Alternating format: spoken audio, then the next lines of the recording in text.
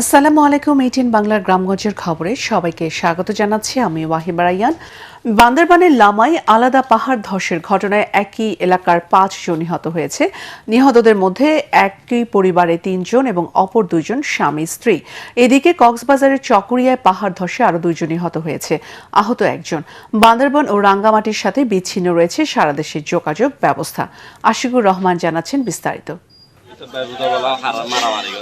ভোরে লামা উপজেলার আজিজনগর ইউনিয়নের মিশনপাড়া এলাকায় পাহাড় ধসের ঘটনা ঘটে। এতে ঘটনাস্থলেই নিহত হন 3 জন। তারা হলেন ইউনুস, তার স্ত্রী রানু আক্তার এবং তাদের 5 বছর বয়সী ছেলে সোলেমান। পরে পাশের এলাকায় দেয়াল ও মাটি চাপায় প্রাণ হারান স্বামী স্ত্রী জুয়েল ও কুলসুমা আক্তার।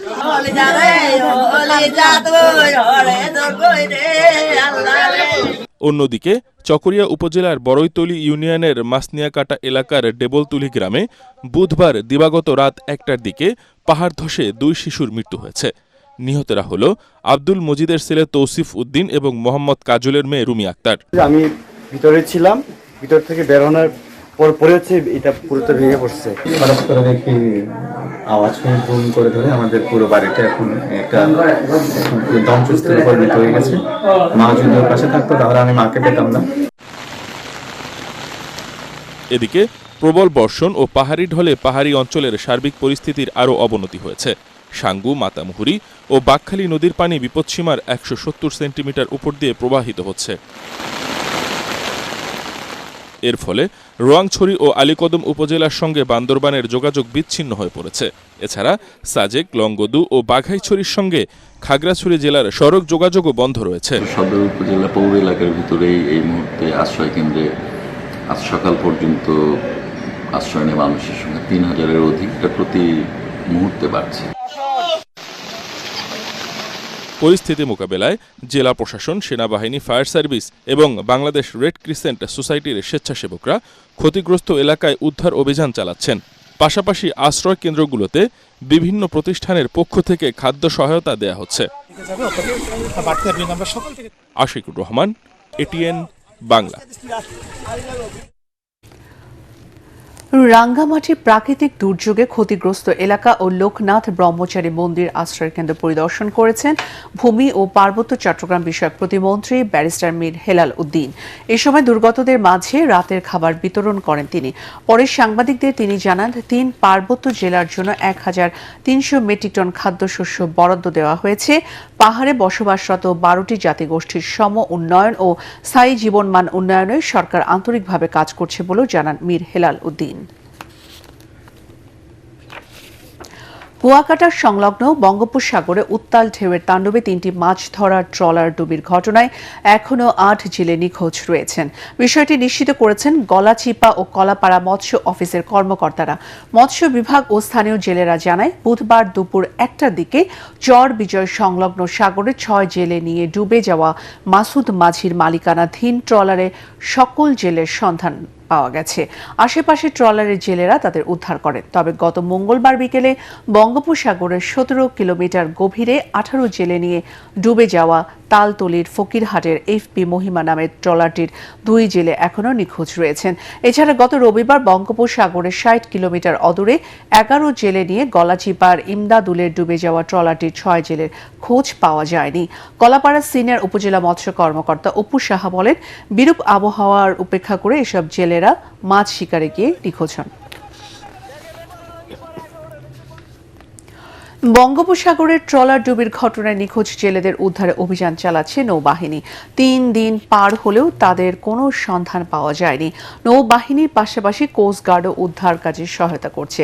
এদিকে জীবিত উদ্ধার হওয়া 5 জেলের মধ্যে 2 জন গলাচিপা উপজেলা স্বাস্থ্য কমপ্লেক্সে চিকিৎসাধীন রয়েছেন। প্রশাসন জানিয়েছে, ক্ষতিগ্রস্ত পরিবারগুলোর পাশে রয়েছে সরকার। তাদের আর্থিক সহায়তা ও খাদ্য সামগ্রী দেওয়া হয়েছে। আগামী ১৩ জুলাই প্রধানমন্ত্রী তারেক রহমান একদিনের সফরে বরিশাল যাচ্ছেন। তার এই সফর সফলে একাধিক প্রস্তুতিমূলক সভা করেছে জেলা প্রশাসন ও বিএনপি। সকালে জেলা প্রশাসনের উদ্যোগে সভায় বরিশাল সিটি কর্পোরেশনের প্রশাসক ও বিএনপির কেন্দ্রীয় সাংগঠনিক সম্পাদক অ্যাডভোকেট বিলকিস আক্তার জাহান শিরিন, বিভাগীয় কমিশনার খলিল আহমেদ, জেলা পরিষদের প্রশাসক ও বিএনপির কেন্দ্রীয় সহ সাংগঠনিক সম্পাদক আ.ক.ন. কুদ্দুসুর রহমান সহ অন্যান্যরা বক্তব্য রাখেন। সভায় প্রধানমন্ত্রীর এই সফরকে সফল ও সুন্দরভাবে সম্পন্ন করার জন্য বিভিন্ন পদক্ষেপ নেওয়া হয়। বেনাপোল চেকপোস্ট ইমিগ্রেশন দিয়ে ভারতে যাওয়ার সময় শাহরিয়ার করিম নামে আওয়ামী স্বেচ্ছাসেবক লীগের এক নেতাকে আটক করেছে পুলিশ। পরে আইনগতভাবে ব্যবস্থা গ্রহণের জন্য তাকে বেনাপোল পোর্ট থানায় হস্তান্তর করা হয়।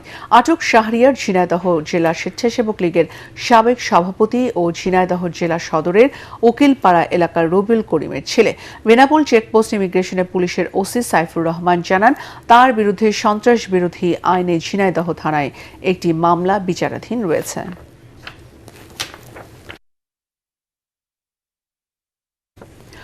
মাদারীপুরের রাজুইরে নিষিদ্ধ ঘোষিত আওয়ামী লীগের রাজনীতি থেকে অব্যাহতি নিয়েছে ১২ জন মেম্বার ও শতাধিক কর্মী সমর্থক সহ হরিদাসদি মহেন্দ্রদি ইউনিয়নের পরিষদের চেয়ারম্যান রেজাউল করিম মাতুব্বর।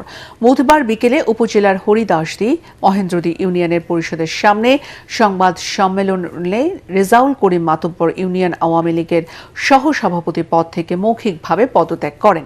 এ সময় তিনি বলেন, সেবা দিয়ে জনগণের পাশে থাকার জন্য তিনি আওয়ামী লীগের রাজনীতি করতেন। বর্তমানে আওয়ামী লীগের কার্যক্রম নিষিদ্ধ হওয়ায় জনগণের স্বার্থে দল থেকে পদ ত্যাগ করেছেন বলে দাবি তার। এ সময় বিএনপি চাইলে তাদের দলের হয়ে কাজ করার ইচ্ছা পোষণ করেন রেজাউল। মানিকগঞ্জের সিংগাইরে কিশোর অটোরিকশা চালক সাকিবুল হত্যা মামলার রহস্য উদ্ঘাটন করেছে police bureau of investigation PBI. এই ঘটনায় আসাদুজ্জামান আসাদ নামে এক ব্যক্তিকে গ্রেফতার করা হয়েছে। দুপুরে পিবিআই কার্যালয়ে সংবাদ সম্মেলনে এসব তথ্য জানান পুলিশ সুপার জয়িতা শিল্পী। তিনি জানান, গত ৩০ জুন বিকেলে মানিকগঞ্জ সদর উপজেলার মিত্রা এলাকা থেকে বাবার ব্যাটারি চালিত অটোরিকশা নিয়ে যাত্রী পরিবহনের উদ্দেশ্যে বের হয় সাকিবুল। এরপর থেকেই সে নিখোঁজ ছিল। পরদিন ভোরে সিংগাইর উপজেলার জামশা ইউনিয়নের গোলাইডাঙ্গা বাংলা বাজার সড়কের পাশে একটি পাট ক্ষেত থেকে তার মরদেহ উদ্ধার করা হয়। মামলা রুজু হওয়ার পর থেকে ছায়া তদন্ত করছিলাম। তো আমরা ইতিমধ্যে মামলাটি পিবিআই এর কাছে হস্তান্তর করা হয়েছে। PBI sub inspector Rabiul Islam তিনি এখন থেকে মামলাটির বাকি কাজ সম্পন্ন করবেন। এদিকে মুন্সিগঞ্জের টঙ্গী বাড়িতে গৃহবধূ আসমা আক্তার হত্যা মামলার রহস্য উদ্ঘাটন করে ঘটনার ২৪ ঘন্টার মধ্যে তার স্বামী মুহসিন মাতুব্বরকে গ্রেফতার করেছে police bureau of investigation PBI. পরে আদালতে তিনি হত্যার দায় স্বীকার করে জবানবন্দি দিয়েছেন বলে জানিয়েছে পিবিআই। পিবিআই সূত্র জানায়, টঙ্গীবাড়ি উপজেলার বলিগাঁও ইউনিয়নের পূর্ব বলিয়াগাঁও এলাকায় ভাড়া বাসায় স্বামী মোহাসিন মাতুব্বর ও ৪ বছর বয়সী কন্যা মাইশাকে নিয়ে বসবাস করতেন আসমা আক্তার।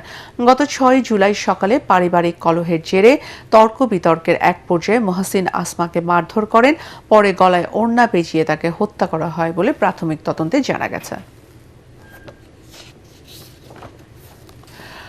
বাংলাদেশের তৈরি পোশাক শিল্পকে আরও আধুনিক, টেকসই এবং বৈশ্বিক বাজারে প্রতিযোগিতামূলক করে তুলতে চট্টগ্রামে অনুষ্ঠিত হয়েছে Bangladesh Italy business to business বৈঠক। এতে ইতালি থেকে আসা একটি উচ্চ পর্যায়ের ব্যবসায়িক প্রতিনিধি দল এবং দেশের শীর্ষস্থানীয় তৈরি পোশাক শিল্প উদ্যোক্তারা অংশ নেন।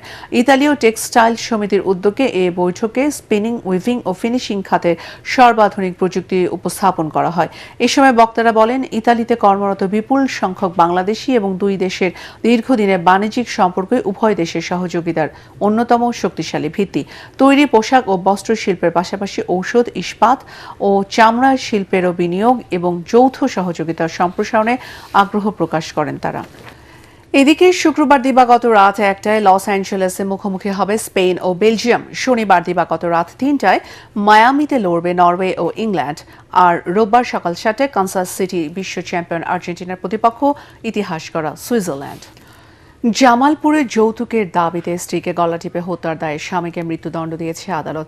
একই সঙ্গে তাকে ৫ লাখ টাকা জরিমানা করা হয়। দুপুরে জামালপুর নারী ও শিশু নির্যাতন দমন ট্রাইব্যুনাল ১ এর বিচারক মোহাম্মদ আব্দুর রহিম এ রায় দেয়। দণ্ডপ্রাপ্ত আনোয়ার দেওয়ানগঞ্জ উপজেলার সানন্দবাড়ি লম্বাপাড়া গ্রামের বাসিন্দা। ২০১২ সালে ১১ ডিসেম্বর রাতে এ হত্যাকাণ্ড ঘটে। এদিকে মেহেরপুরে শাশুড়িকে হত্যার অপরাধে জামায়ে হাউস আলীকে আমৃত্যু কারাদণ্ড দিয়েছে আদালত। দুপুরে মেহেরপুর জেলা নারী ও শিশু নির্যাতন দমন ট্রাইব্যুনালের বিচারক আলী মাসুদ শেখ এ রায় দেয়। দণ্ডিত হাউস আলী গাংনী উপজেলার ১৬টাকা গ্রামের মোহাম্মদ আলীর ছেলে।